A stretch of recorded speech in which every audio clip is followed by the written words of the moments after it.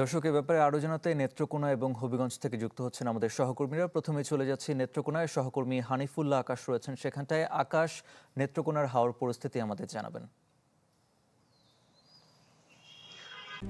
RICL TMX, যুগের পর যুগ স্থাপনা থাকে মজবুত।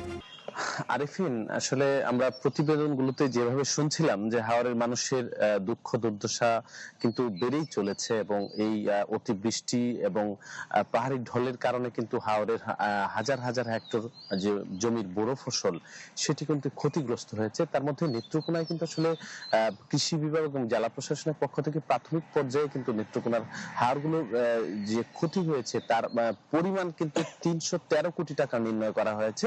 এবং আরেকটি বিষয় কিন্তু আপনাকে বলি, নেত্রকোনায় কিন্তু গত শনিবার থেকে কিন্তু সরকারিভাবে ধান কেনার যে ঘোষণা, সেই ঘোষণা অনুযায়ী কিন্তু তারা ধান কিনতে শুরু করেছে। কিন্তু হাওরের মানুষের এখন কিন্তু ঘরে শুকনো ধান নেই, যে ধানটা রয়েছে সেটা কিন্তু ভেজা ধান।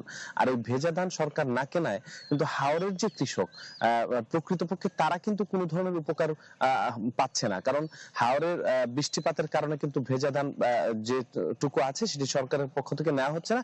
সেক্ষেত্রে আসলে কৃষকরা বলছেন যে আসলে সরকারিভাবে যে উচ্চ মূল্য দিয়ে ধান কেনা হচ্ছে, সেই ধানের মূল্য কিন্তু প্রকৃত কৃষক যারা তারা পাচ্ছে না।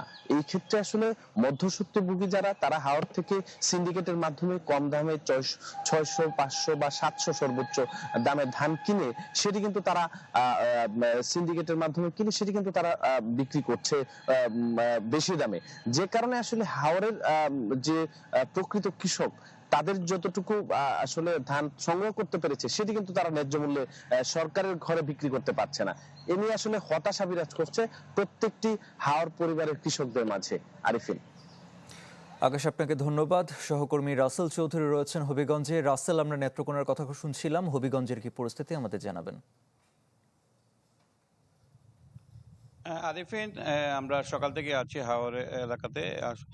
হবিগঞ্জে গতকাল দুপুর 12টার পর থেকে এখন পর্যন্ত কিন্তু কোনো বৃষ্টিপাত হয়নি, তাই হাওরের কৃষকরা অনেকটা স্বস্তি পাচ্ছেন এবং সকাল থেকে কিন্তু তারা হাওরে নৌকা নিয়ে যাচ্ছেন এবং ধান কাটছেন, অনেকে নিয়ে আসছেন এবং এগুলো শুকানোর ব্যবস্থা করছেন। প্রতিদিনই কিন্তু আসলে বৃষ্টিপাত হওয়ার কারণে যে ধান শুকানোর যে বিষয়টা খোলাতে, এগুলো কিন্তু ব্যাহত হচ্ছিল। আজ আবহাওয়া ভালো থাকার কারণে কিন্তু সকাল থেকে কিন্তু ধান শুকানোর যে কার্যক্রম এটা কিন্তু খোলাতে অব্যাহত রয়েছে।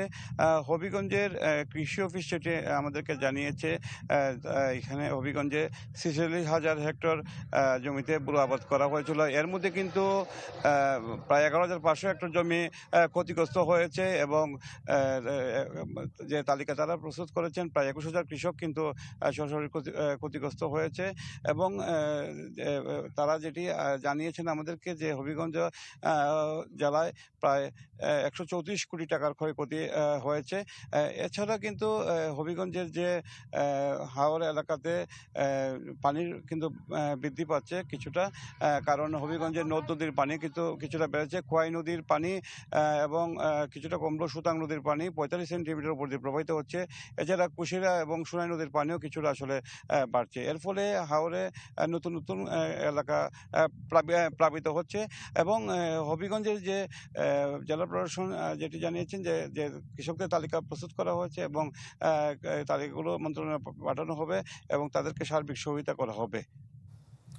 রাসেল, আপনাকে ধন্যবাদ।